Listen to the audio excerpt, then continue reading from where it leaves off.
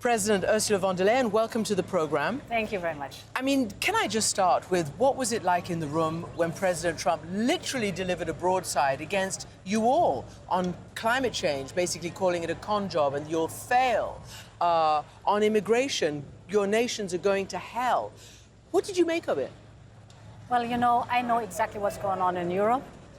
We have by now worked very hard to limit migration in a way that we say we decide who comes to Europe and under what circumstances, not the smugglers and traffickers.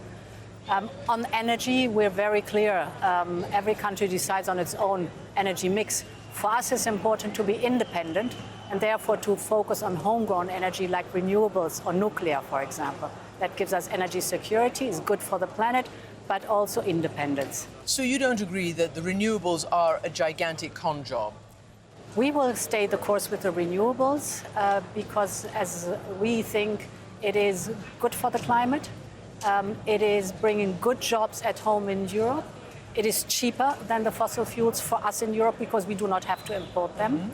And it gives us independence and energy security. All right. So you're going to forge your own way, no matter what the President of the US says? The European Union is very clear on that. We have climate targets agreed with all 27 member states. We stay the course. Fine. Let's move on to Ukraine, because huge issue. And it's being perceived, I don't know how you perceive it, I'd be interested in your reaction, that Trump has made a dramatic switch from, member in the Oval Office telling Zelensky in front of the world that you have no cards, you need to negotiate, you need to call a ceasefire, you have no cards, to here saying that, yes, I actually think that with EU, NATO help, you can actually win back your territory. First, do you agree with what his assessment is, and what do you attribute his shift to? Well, we're convinced and are convinced that Ukraine's fight is not only for Ukraine's independence and sovereignty, but it's a question for the global order and the respect for the Charter, the sovereignty and territorial integrity of countries. Second, we have been working very hard to support Ukraine, but also to show that there's a strong coalition of the willing, making sure that once peace is there, we are able to give the security guarantees to Ukraine it needs. And the third point is most important. It took a while, but the evidence is overwhelming to show to President Trump that President Putin is the predator, that he does not want peace, and that we have to be very clear that the international rules have to be respected. And this is what you heard then yesterday. I heard it from the president yesterday, you're right, and he said, you know, Putin has really disappointed me. I thought, as he said many times, I could fix this war because of my relationship with Putin. I didn't realize that that wasn't going to be the case. But my question to you is, do you think this signals a ramping up of EU, NATO aid to Ukraine for the purpose of what Trump said, that they can win back their territory? Do you think that is what the aim is now? What is the aim for Ukraine? So what the United States do is their decision. But the European Union has always been crystal clear that we're going to support Ukraine and what it needs. So far, 175 billion have been invested in Ukraine's defense, but also economic survival. And we will stay the course. We will be ironclad by the side of Ukraine.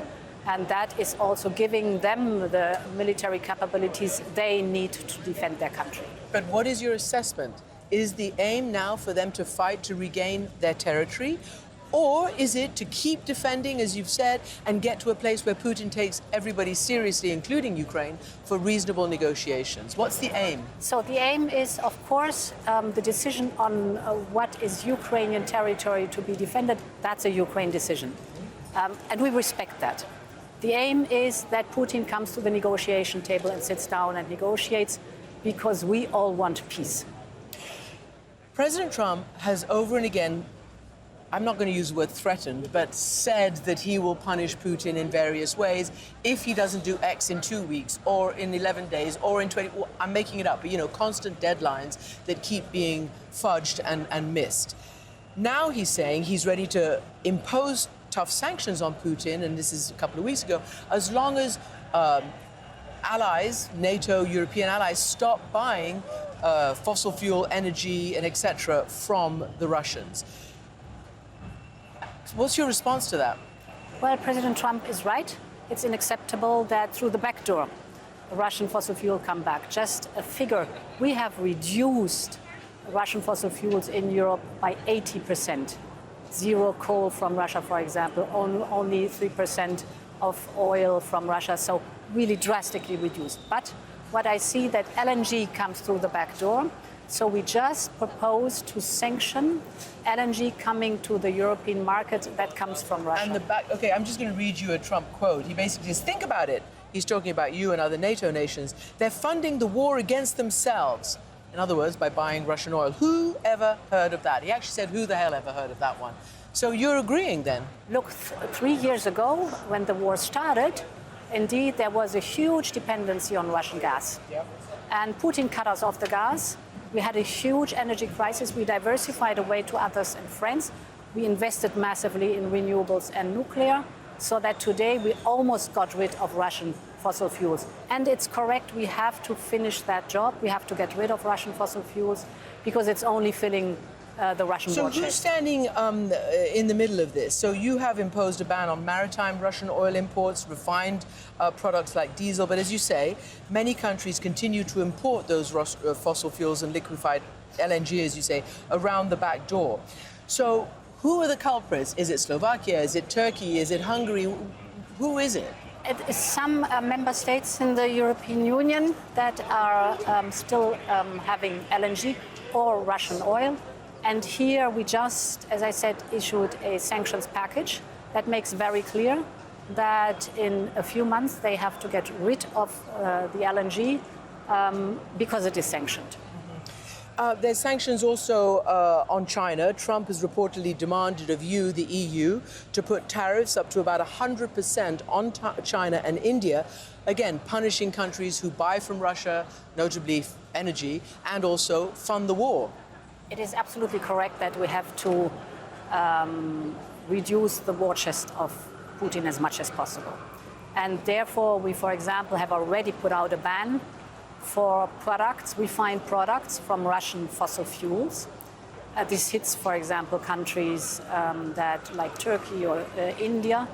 But we also are sanctioning banks or refineries and different companies where we see that they are circumventing our sanctions.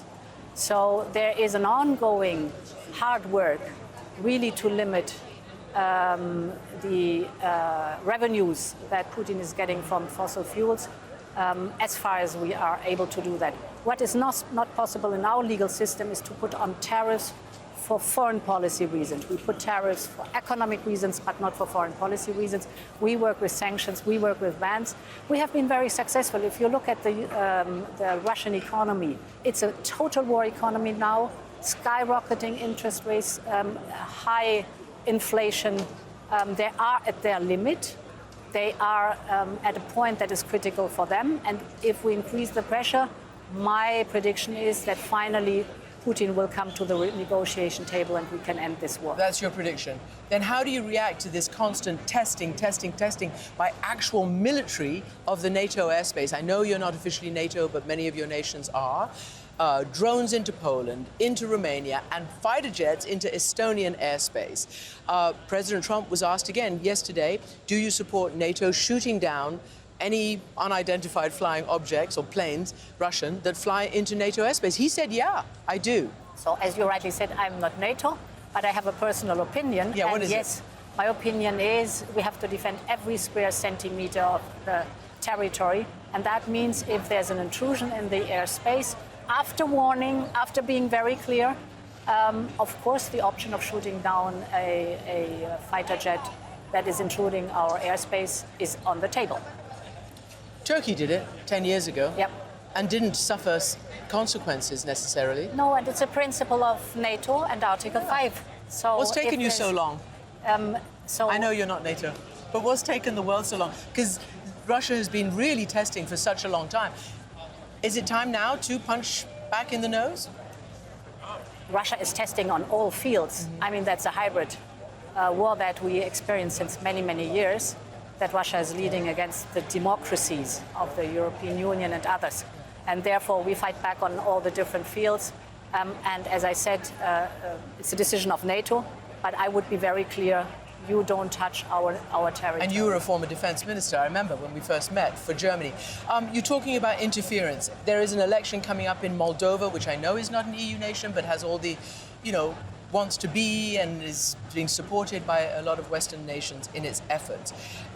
It is said that there's a huge amount of Russian interference. They don't want the current president to be re-elected. She's very pro-Western. What do you see happening there? What concerns you about what might happen in Moldova? The evidence is overwhelming and very clear that there is massive interference. Important is to create transparency. That's what we're doing, to show to the people, do your own choice, choose the one that is better for you and your future, and to be very clear that Moldova has our support in being an independent democracy. And having the right to have independent, secret and true votes. And therefore very clear that there's full support for Moldova in trying to fence off this foreign interference. And what is your analysis? Are they going to be able to fend it off? Do you think, or Look, not? everybody's working hard on that one. And I think the more transparency we create on what's going on and that this interference is there, the more people will realize their future is in their hands and go vote. Well, that's a clear call. On Israel, here this week is dominated by the recognition of Palestine as a state, Palestinian statehood. Now, 4 of the 5 permanent members of the Security Council recognize it, except for the United States. How do you think this movement is going to show results on the ground? Israel is already threatening to retaliate. I had the ambassador on my program yesterday who said maybe they'll have to put more Jewish civilians in what he called Judea and Samaria, the occupied West Bank. We've got a massive offensive happening as we speak. Hospitals, civilians, people as they try to go after more Hamas in Gaza City. What is this recognition going to do? Well, I think the most important at this moment at the United Nations the day before yesterday was that there was absolutely unity on a two-state solution. This is the important part. This is also where Europe is completely united, that we see the future in a two-state solution and that we should work intensively towards that. For us, it's important that all hostages are being relieved, that Gaza, the war in Gaza stops, that there is a ceasefire, but there needs to be the hope for a two-state solution that is viable. And this is the unifying factor. Because the Israelis say no, and they're doing everything they can, as you've heard from ministers, including the Prime Minister, there will never be a Palestinian state, he said. I've got news for you, it's not going to happen. Yeah, but that is something where we have to be, and we are very clear, and you've seen a large number of countries support this resolution with the two-state solution. What can Europe do more? There are certain European countries who've stopped certain trade with Israel, who talk about, the Eurovision Song Contest even pulling out if Israel joins. What can you do beyond rhetoric? There are trade deals, there's stuff that you could do. What will you do? Look, first of all, Europe is the largest donor of humanitarian aid in this conflict. Europe is also the largest donor to the Palestinian Authority. That is crucial for the two-state solution. Very important. Europe has strong and good relations also to Israel, and we've been very clear that we will take away the preferential treatment in trade, not affecting civil society, not affecting our work with Yad Vashem, but that we look at the reduction of preferential treatment for Israel trade. Our wish is that we go back to the path of a two-state solution. Therefore, we want a strong relationship with Israel, the Israeli people, with the Palestinian people, and we want solutions that are viable for the future. One last question. I don't know whether you have any more details, but you were flying in your own official plane a while ago, and there was a GPS issue, and there was all this thought that maybe the Russians had interfered or what. Do you know what happened? Did you even know it was happening at the time? The airport authorities are the ones who were very clear on that one. Actually, this seems to be a daily experience for the frontline countries. I visited the frontline countries, and for them a daily experience is the jamming that the Russians and Belarusians do, but also, for example, the event with drones coming to the Polish territory, forced migration, at the border of those frontline countries. These countries experience every single day the hybrid attacks by Russia and Belarus, and they need our full support. You know, I didn't ask you, but I know it's a big deal for you. President Zelensky laid down a challenge to the global community to not just stop this war, but also to help bring back children who've been kidnapped and Russified. I mean, they've been completely turned into Russian citizens, these children. And as we know, President Putin has been, there's an arrest warrant out for him by the ICC on this issue of kidnapped children. What have you discussed here? I know Melania Trump was here talking to Elena Zelensky about it. So, first of all, it's abhorrent what is happening there. And therefore, from day one on, we were at the side of Ukraine to do everything possible to bring back those children. We work very intensively with UNICEF.